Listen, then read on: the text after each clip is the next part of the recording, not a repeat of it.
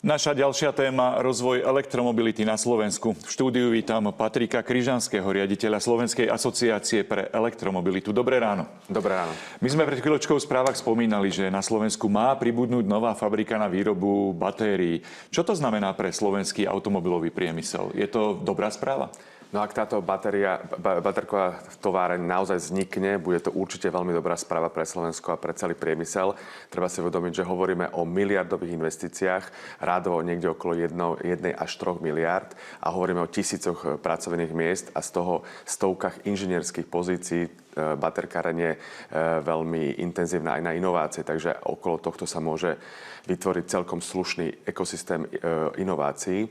A samozrejme pre automobilový priemysel na Slovensku je to veľmi dôležité, pretože v roku 2035 budeme potrebovať 80 GWh batérií ročne a to si predstavte, že to sú takéto 2 gigafactories. Takže ak by sme žiadnu nemali na Slovensku, tak by sme boli v podstate odkázaní na dovoz batérií a musím povedať, že Poľsko alebo Maďarsko sú už pripravené na to, aby dovážali naše automobilkám, pretože tam takéto gigafactories už existujú a nové sa stavajú. Vy ste ale povedali, ak sa postaví, to ešte nie je definitívne, že tá fabrika tam naozaj bude stáť? No tak podpísali včera memorandum o porozumení, to znamená, že sa budú snažiť, aby sa vlastne dohodli, ale treba si uvedomiť, že o takúto gigafactory vlastne súťažia krajiny a predháňajú sa, aby tí investori rozhodli pre tú alebo onú krajinu.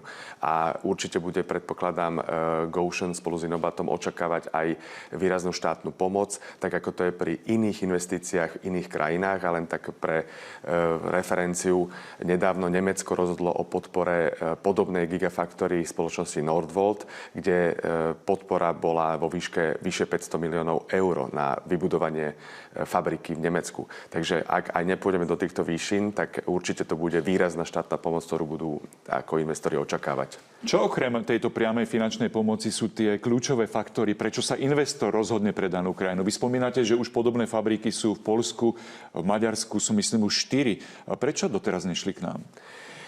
Investori pozerajú samozrejme na pripravené lokality a tá lokalita znamená nielen územie, ktoré je vykúpené a kde je v podstate priemyselný park, ale je potrebná silná veľká prípojka, ľudovo povedané, tučný kábel rozvodne, aby ste tam mali kapacitu na pripojenie. A čo je veľmi dôležité, je potrebná elektrina, ktorú do tej gigafactory doveziete, pretože z tejto gigafactory sa stane hneď najväčší spotrebiteľ elektriny na Slovensku v priemysle. Doteraz to bola Žiarská hliníkáreň, teraz určite táto baterkáreň bude s nimi súťažiť a elektriny určite na Slovensku nie je kdekoľvek nazvyš.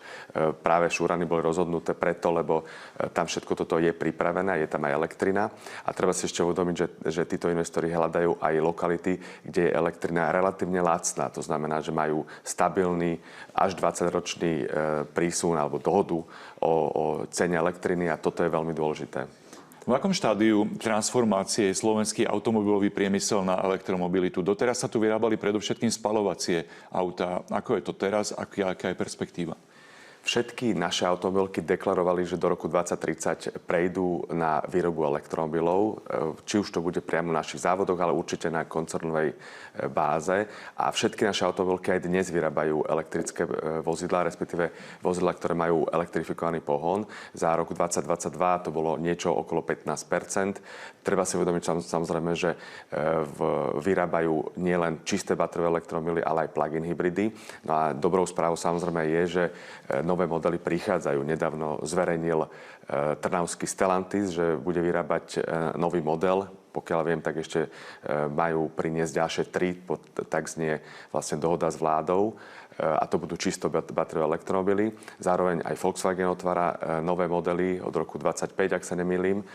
Predpokladám, že touto cestou pôjde aj Kia, aj keď už teda vyrábajú elektrifikované modely, ale budú tam aj čisté elektromobily.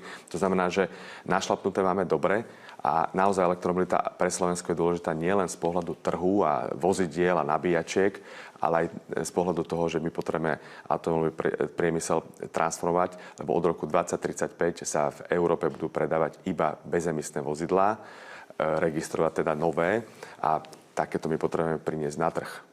Ako sme na tom s elektromobilitou na Slovensku na tej mikroúrovni v porovnaní s inými krajinami Európskej únie? Teraz myslím počet aut, nabíjačiek, infraštruktúry. Na nešťastie sme na tom katastrofálne. Musím povedať, že už sme úplne na poslednom mieste z pohľadu podielu nových elektromobilov na celkových predajoch a registráciách. Naozaj na poslednom mieste. A keď môžem povedať číslo, tak za posledný kvartál to bolo 2,4% predaných elektromobilov zo všetkých vozidiel.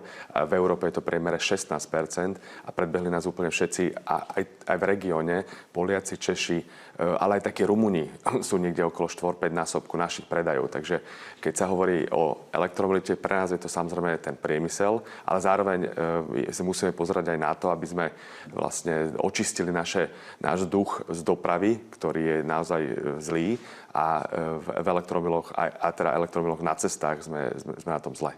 Ďakujem pekne za rozhovor. Ďakujem za pozvanie.